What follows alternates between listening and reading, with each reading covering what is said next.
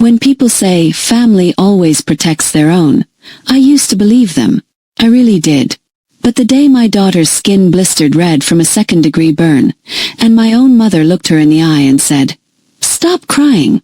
Use your other hand and stir the pot," something inside me broke. It was supposed to be an ordinary Saturday. My 15-year-old Emma had been helping in the kitchen. She loved cooking, especially baking, but my mother never appreciated that. To her, Emma was a tool. A pair of hands to chop onions, peel potatoes, scrub the counter spotless. That day, my mother was hosting one of her endless family luncheons. Cousins, uncles, and even my golden child brother were expected. My mother had been barking orders since morning, treating my daughter as if she were her personal maid. "Emma, stir faster. Don't let the sauce burn," she snapped. Emma tried to keep up, but she was clumsy with nerves. The pan sizzled too high, and hot oil splashed onto her wrist. She yelped, loud enough that I dropped the knife I was using to cut vegetables. I turned around and my heart froze. Her skin was already angry red, a welt rising. She clutched her wrist, trembling.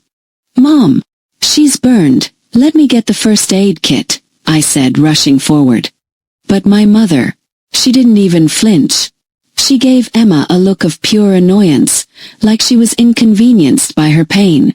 "Don't be dramatic," she scoffed. "It's just a splash. Stir with the other hand." Emma's eyes filled with tears, but she obeyed. My baby, my 15-year-old, bit down on her lip and kept stirring with her uninjured hand. She winced with every motion. My stomach twisted. I whispered, "Sweetheart, stop. Come with me." But before I could take her away, my mother's voice cut like a whip. "She's fine. She won't die from a little burn. Don't baby her. You already spoil her too much." Spoil her? My daughter had just been burned. I didn't listen. I grabbed Emma's wrist gently, guiding her out of the kitchen. Her skin was blistering, angry bubbles forming. I wanted to scream. Instead, I kept my voice calm for Emma's sake. "It's okay, honey. Let's treat this." I brought her to the bathroom, ran cool water over the burn, and found the first aid kit. She hissed in pain, tears streaking her cheeks. "Why does Grandma hate me?" she whispered. That question stabbed deeper than any knife. What could I tell her? That my mother had always been cruel, favoring my brother, treating me like background noise, and now aiming her bitterness at the next generation. "You're not hated," I lied softly, dabbing ointment. "She just doesn't know how to love properly." But in my head I thought, she doesn't deserve to be called your grandmother. When we returned to the kitchen, my mother gave us a glare as if we had ruined her party. The food was half done, dishes still scattered. She stood there, arms crossed, radiating contempt. "Took you long enough," she sneered. "Emma, chop the parsley. Don't think you can just slack off because of a little sting." Something inside me snapped. "She's burned, Mom. Badly. She's not lifting another finger today." The room went silent. For a moment, even the clatter of pans and chatter from the dining room faded. My mother's face hardened, her lips thinning. "You're raising her weak," she hissed. "No wonder she's so useless. Always whining. Children these days, spoiled rotten." Emma's face crumpled. She looked down ashamed as though she was useless. My blood boiled. "Don't you ever call my daughter useless," I said, my voice shaking with fury. "She's a child.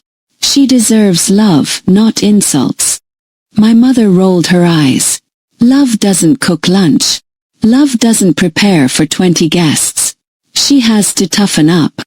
I wanted to throw the whole pot of sauce at her. Instead, I took Emma by the shoulder. "We're leaving." "Don't be ridiculous," my mother snapped. "Guests are arriving. You can't just walk out. Watch me." I guided Emma to the front door, ignoring my mother's protests. The burn cream was still smeared across her wrist, the blisters raw. She leaned against me, quiet, as though afraid to exist. That was the moment I realized something crucial. This wasn't just about today's burn. This was about years of belittling, dismissing, and controlling. My daughter was growing up under the same poison I had endured, and I would not let history repeat itself. At the hospital, the nurse confirmed my fears. Second-degree burns. Not life-threatening, thank God, but painful and in need of care. Emma winced as they bandaged her, and my heart shattered all over again. While waiting, I texted my husband, who was on a business trip.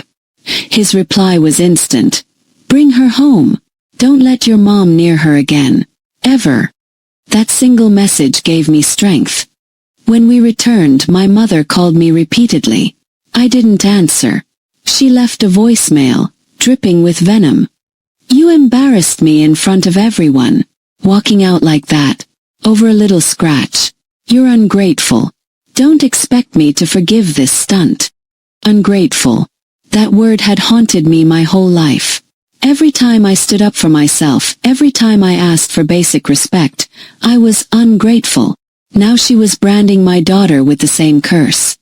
I deleted the voicemail. That night, as I tucked Emma into bed, she whispered again, "Does Grandma hate me?" I kissed her forehead. Grandma's wrong about a lot of things. What matters is that asterisk I love you. Your dad loves you. And you are not weak, you are strong. But as she drifted to sleep, I vowed silently, this ends here. My mother will never hurt my daughter again. When I woke up the next morning, my phone was already buzzing. Missed calls. Dozens of messages. Every single one from my mother. I didn't even have to open them to know the tone. Hers blame.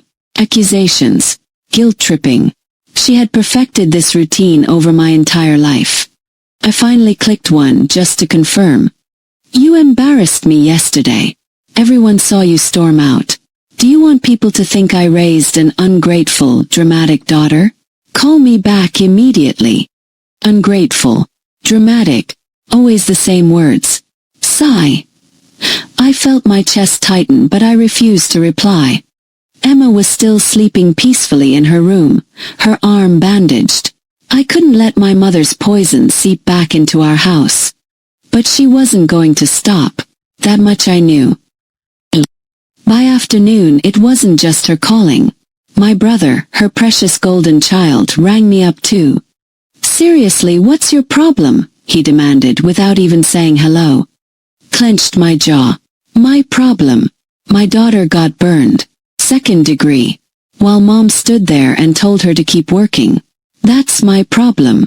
He actually laughed. Voice break laughed. Oh, come on.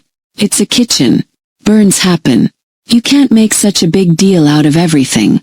You've always been too sensitive. Sensitive. Snap. She's 15. She was in pain and Mom dismissed her like a servant. Would you let her talk to your daughter like that? He paused, just for a second. Then he scoffed. You're overreacting. Mom loves Emma. You're twisting things as usual. Always playing the victim. There it was, the phrase I'd heard 1,000 times. Playing the victim. I felt my throat tighten, my grip on the phone trembling. If defending my child makes me the villain, then fine. I'll be the villain. And I hung up. That evening, Emma came into the kitchen, her bandaged arm resting against her body. Mom, she asked softly, why is Uncle Mark texting me that I should apologize to Grandma? Froze. What? She held out her phone. Sure enough, there it was. You need to say sorry. Grandma's feelings are hurt. She's been crying all day. Just tell her you were out of line, okay? Out of line. My daughter had been burned, and somehow my mother was the victim. Emma's lips trembled. Did I do something wrong? Should I apologize? My heart cracked open. I knelt in front of her, cupping her face gently. No, absolutely not. You did nothing wrong. You don't owe anyone an apology. But Grandma's upset. Sweetheart, I whispered, holding her close. Sometimes people pretend to be hurt so they don't have to admit they caused pain. That's what she's doing. But you are not wrong. She nodded, but her eyes still shimmered with doubt. And that doubt, the way it clung to her, made me angrier than anything else.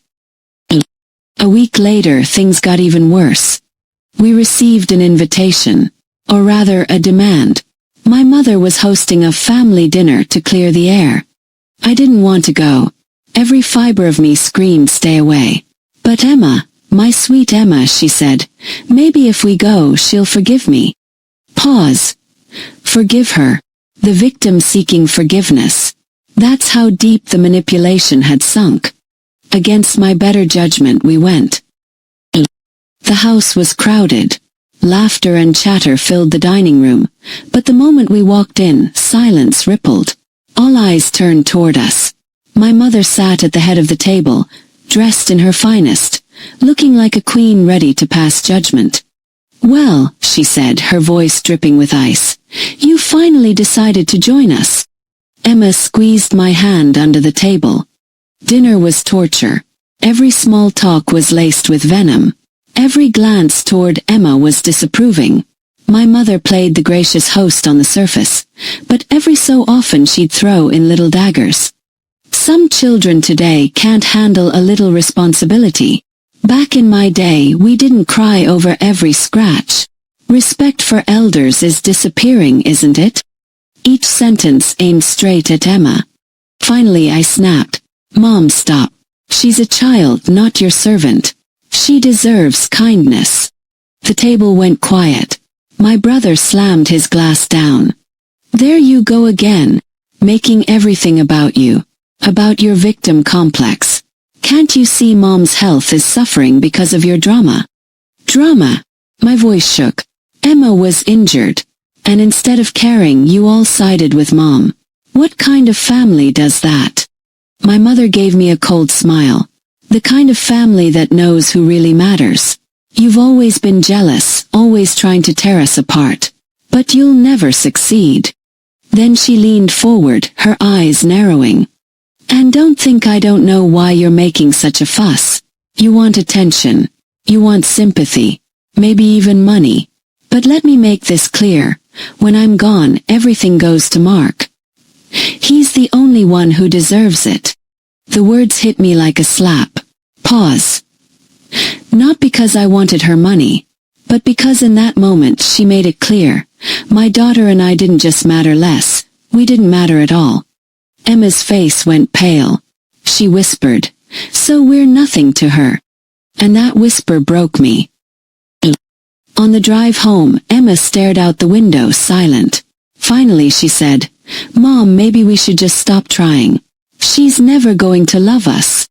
Tears blurred my vision. You're right, honey. She won't. But that doesn't mean you're not worthy of love. You are. More than anything. She didn't reply. She just leaned her head against the glass, the reflection of passing streetlights flickering across her tired face. And I realized something terrifying. If I didn't cut this poison out of our lives now, it would consume her the way it had consumed me. The days after that family dinner felt heavy, like a storm cloud refusing to move. Pause. Emma hardly spoke. She went to school, came home, shut herself in her room. No music blasting from her speakers. No humming in the kitchen while helping me cook. Just silence. And I knew that silence. I'd lived in it my whole life. It was the silence of carrying shame that wasn't yours. The silence of believing you weren't enough. One evening I knocked on her door. Sweetheart, can I come in? She nodded, not looking up from her notebook. She was scribbling something. Words crossed out, rewritten, circled again. What are you working on? Asked gently. She pushed the notebook toward me. At the top, she had written in shaky letters. Why am I never enough? My chest shattered. I sat beside her, wrapping an arm around her shoulders. Emma, listen to me. You are enough. More than enough. The problem isn't you, it's them. They've made me feel this way my entire life too. But we can end it together. She looked at me with teary eyes. But how? She's grandma. Everyone believes her. It's like her word is law. Her word had been law. For decades, in fact. But laws can be broken. And I was ready to break hers. The final straw came 2 weeks later.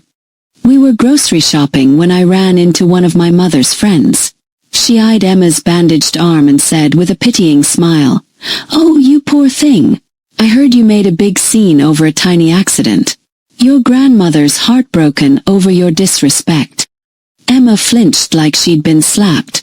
I clenched my fists. "Excuse me. My daughter was burned. She's the one who got hurt. And you're blaming her." The woman blinked, startled by my sharp tone. I didn't care. For once, I wasn't going to bite my tongue. That night I called my mother. No more silence. No more pretending. "Mom," I said firmly, "we need to talk. Face to face." She hesitated, then agreed. When we arrived at her house, she was sitting in the living room like a queen on her throne, sipping tea. My brother was there too, arms crossed, glaring at me like I'd already committed a crime. I sat across from her, Emma beside me. My voice shook, but I forced the words out. "This has to stop. The manipulation. The gaslighting. Making Emma feel worthless. I won't allow it anymore." My mother scoffed. Gaslighting. Big words from a girl who's always been dramatic. I leaned forward, trembling but steady. "No, Mum. This isn't drama. This is abuse. You dismissed Emma's pain, then twisted the story so she'd think she was wrong. You turned my brother against me, against her. You've done it to me my entire life. But I won't let you do it to her." My brother slammed his hand on the table. "Don't talk to Mom like that. She's given us everything." "Everything." Snap. "She gave you everything. She gave me scars. And now she's trying to give those same scars to my daughter." Emma's hand trembled in mine. She whispered almost too softly to hear, "Tell her about the notebook." I pulled out Emma's notebook, opening to the page where she had written, "Why am I never enough?" I slid it across the table. "This is what your words do. This is what your favoritism, your cruelty leaves behind. A 15-year-old girl wondering why she isn't worthy of love." For once, my mother's face faltered. Her eyes flickered just for a moment. But then her mask hardened. "She's weak," she said coldly. "If she can't handle discipline, she'll never survive in this world. Better she learns now." That was it. That was the breaking point. I stood, my voice steady with a strength I'd never felt before. "No, better we leave now. 'Cause we will survive. Without you." My brother jumped up. "You're tearing this family apart." I turned to him, tears streaming down my face but my voice unshaking. "No. The family was torn apart long before me. By the lies, by the favoritism, by the cruelty. I'm just choosing not to live in the ruins anymore." I took Emma's hand, and together we walked out. The night air felt sharp, cleansing, like we had finally stepped out of a prison we didn't know how to escape. Emma squeezed my hand tighter than ever. "Mom," she whispered, "you were so brave." I smiled through tears. "No, sweetheart. We were brave. You gave me the strength to finally break free." Weeks passed. My phone buzzed daily with calls and texts from my brother, from relatives, even from my mother herself. Some messages were pleading, others furious, but they all had one thing in common. They wanted us back under control. I blocked them all. For the first time, the silence in our home wasn't heavy. It was peaceful. Emma's laughter slowly returned. Music filled the house again. One evening, she curled up next to me on the couch. "Mom." "Yes, sweetheart." "Do you think we'll ever see them again?" I hesitated. "Maybe. But only if they change. Only if they learn to treat us with love and respect. Until then, we have each other. And that's enough." She smiled, resting her head on my shoulder. "It really is." Months later I received a letter. Handwritten, from my mother. I almost threw it away, but something made me open it. It was short, cold. "You've made your choice. Don't expect to be included in this family again. Everything will go to Mark as it should. You'll regret this. I folded the letter calmly, placing it in a drawer. For once, her threats didn't scare me. They didn't define me. Because I had already won the only inheritance that mattered. Emma's trust, her love, her belief that she was enough. So if you ask me today what family means, I'll tell you this. Family isn't about blood. It isn't about who shares your last name.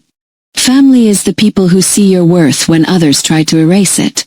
Family is the ones who stay when the world tells you to walk away. And for Emma and me, family is right here. Just the two of us, finally free, finally enough.